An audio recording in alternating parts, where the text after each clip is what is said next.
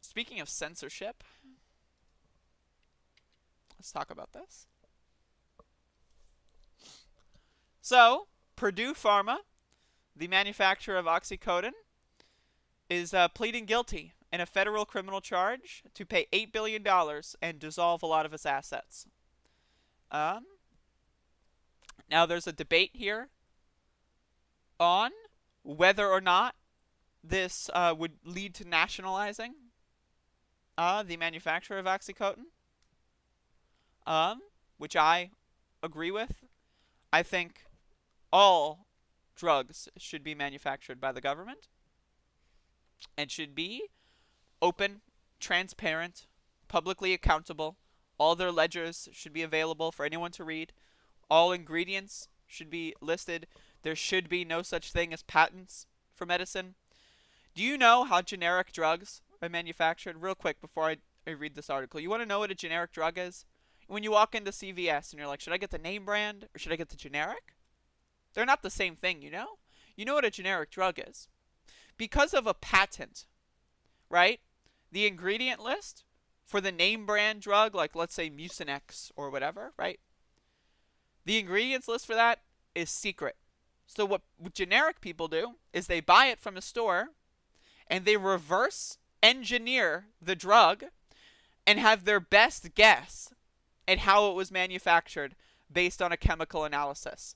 And they'll try over and over and over again until they get as close as they can. And they will use cheap ingredients in the process. That is how generic drugs are manufactured. They're manufactured by people looking at something and guessing. Why? Why are drugs like that? Why not just be able to go into a pharmacy and say, you know, I've got the sniffles, I'm having an allergic reaction to the dust in the air? And then someone just gives you whatever, and you take it, and you're good? Why have to choose between, this one's cheaper, but it might not be as effective because, they reverse engineered it. This one's more expensive, but it is, what is that? What is that decision that we have to make? It's bizarre. There were also cases in 2018 of generics sourcing ingredients from certain chemical production plants in China that leaked jet fuel into the active ingredients list. And so if you were taking certain generic medications over the last couple years, I think there was like heart pills or something, I think. Though don't quote me on that. If you were taking a generic heart medication or something, whatever it was, you might have been ingesting jet fuel. Because all about capitalism, baby. All about capitalism. So let's read this article. Purdue Pharma, the maker of OxyContin, I don't know how to pronounce it. I've heard people say like Oxycontin, cotton. I don't know, like cotton, like C-O-T-T-O-N, like what? Oxycontin, I don't know. Has agreed to plead guilty to 3 federal criminal charges for its role in creating the nation's opioid crisis, and will pay more than $8 billion and close down the company. $8 billion for all the lives lost? For all the lives lost? $8 billion? Interesting. Really interesting. The money will go into opioid treatment and abatement programs. The privately held company has agreed to pay a $3.5 billion fine, as well as forfeit an additional $2 billion in past profits, in addition to the $2.8 billion it agreed to pay in civil liability. Purdue Pharma actively thwarted the United States' efforts to ensure compliance and prevent diversion, said Drug Enforcement Administration Assistant Administrator. Jesus, what a title. Drug Enforcement Administration Assistant Administrator? Imagine like that's on your desk, right? Like you got that little golden thing with like the indented letters like sitting on your desk. Yes, I am the Drug Enforcement Administration Assistant Administrator. I am assisting in the administration of the Drug Enforcement Administration. Like, what the fuck? Tim McDermott. The devastating ripple effect of Purdue's actions left lives lost and others addicted. The company doesn't have $8 billion in cash available to pay the fines. So Purdue will be dissolved as part of the settlement, and its assets will be used to create a new public benefit company controlled by a trust or similar entity designed for the benefit of the American public. The Justice Department said it will function entirely in public interest rather than to maximize profits. Its future earnings will go to paying the fines and penalties, which in turn will be used to combat the opioid crisis. That new company will continue to produce painkillers such as OxyContin, as well as drugs to deal with the opioid overdose.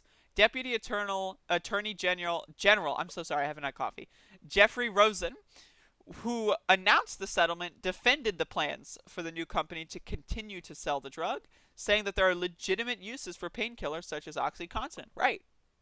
I know some legitimate uses, right? The plan is for the company to make life-saving overdose rescue drugs and medically assisted treatment medications available at steep discounts to communities dealing with the opioid crisis. Free would be good, but steep discounts, okay. The Justice Department also reached a separate $225 million civil settlement with the former owners of Purdue Pharma, the Sackler family. Still, the Sackler family, as well as other current and former employees and owners of the company, face the possibility that federal criminal charges will be filed against them, as they should. Send them to jail. Don't take some of their money. Don't take 3% of their profits. Take them to jail.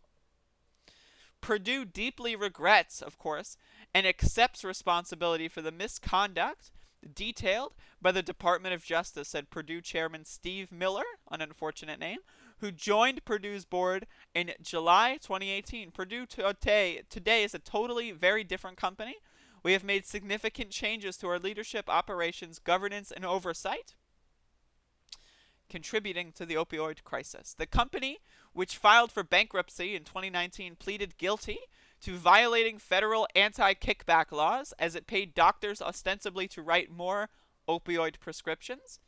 Abuse of the prescription painkillers is a major cause of the nation's opioid crisis. According to the Centers for Disease Control, 450,000 people died in the United States in the 10 years starting in 1999 from overdoses involving any opioid, including prescription and illicit opioids, and about a third of those deaths in 2018 involved prescription opioids. And now, just to get some balance, let's see what Republicans have to say. So some states are objecting to the settlement. 25 state attorney generals, I wonder which 25 states those are, wrote to the U.S. Attorney General William Barr last week arguing against the plan to create a government-controlled company out of the assets of Purdue Pharma, arguing that the government should not be in the business of selling OxyContin. The letter said at least one potential buyer, which it did not identify, had already expressed interest in buying Purdue Pharma's drug business. The public should be confident that the public officials are seeking to avoid having special ties to an opioid company, conflicts of interest, or mixed motives in an industry that caused a national crisis, said the letter. Selling the business to a private owner may also deliver more upfront money than cities and states. It's so stupid the way that they... Having the government nationalize Purdue Pharma is not having the government sell OxyContin. It's having the public accountability to the selling of OxyContin. That is the point of it. Instead of a private board where random people have zero say, it's a public board where people have a little bit of say, and that's an improvement. But yeah, so that's a little bit of a thing. If it makes you feel better, I'm gonna throw this in on the tail end. I think the opioid crisis has a silver lining. I'm so sorry. I know. You can tell. I know what I'm about to do. So the opioid crisis has a silver lining. There were many studies done that because a lot of doctors are racist, they would not believe black people that they were actually in pain, and they would prescribe black people OxyContin less and other pain medications less. But they would overprescribe them to white people. This is reparations in action. I'm so sorry. I know. I'm so sorry. I know. I had to. The silver lining. I'm so sorry. But anyway, this is some decent things are happening. and I thought I would weigh in. But yeah, so this show is almost over. I will not be going for 3 hours today. I just won't be. So, I've got one more story I'm going to talk about. Also, epic math time. What? Name brand drugs list the active ingredient. Yeah, it lists the active ingredient, but the doses, the formulation, like a lot of generics don't wait for the drug patent to expire. More generics are put to market when a patent expires. Yes. But there is a first to market incentive for generic drug manufacturers that incentivizes the reverse engineer process to go as fast as possible and to ignore mistakes. But yeah, I'm amazed that you believe this. I'm amazed that you believe that seeing an active ingredient on the back of a box automatically tells you. Like, let me look at this. I've got a Quest bar right here. A Quest bar right here. Right? So I can look at the ingredients list. Let's see. Protein blend. Well, how much protein blend? How much of this Quest bar is a protein blend?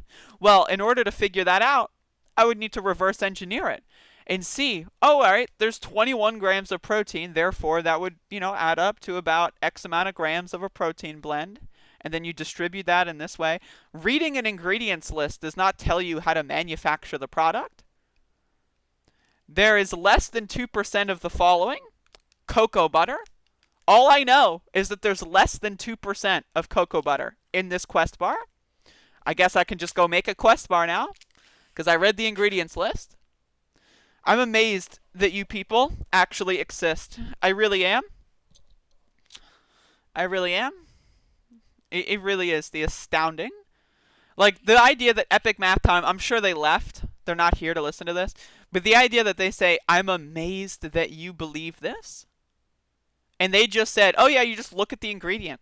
You just look at the ingredient. It's that simple. You just look at the ingredient, right? Just look at it. Like, I wonder what the ingredient list is for my cell phone. Well, I know it's got some gold, it's got some metal, and some plastic. So if I just took gold, metal, and plastic and threw it in a ball, and just like swooshed it around a little bit, would a phone come out? Well, I looked at the ingredient list.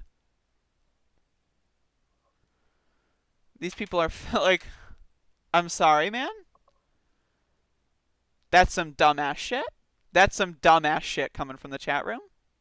That is some dumbass shit, and I'm sorry about that, but Jesus Christ. Jeez. I'm sorry. I wish they were still there for that. But Jesus. Hopefully y'all are here to understand how dumb they are. Because honestly, that's what I'm here for. Yeah, dullards will just come in and post some stupid fanfiction conspiracy theories. And it's just like that. I dismantle them. Like, it's just like the idea. So, I read the ingredients list. I can't get over how stupid that is. I read the ingredients list, therefore I can manufacture this. It's mind-boggling. It's mind-boggling how dumb a human being can be to write that. They just read the ingredient list. It says it on the back of the box. Anyone can make a Quest bar. They got the ingredients on the back of the wrapper. Just take all that shit, throw it in a bowl, and you got a Quest bar all of a sudden. There's totally not a specific formula.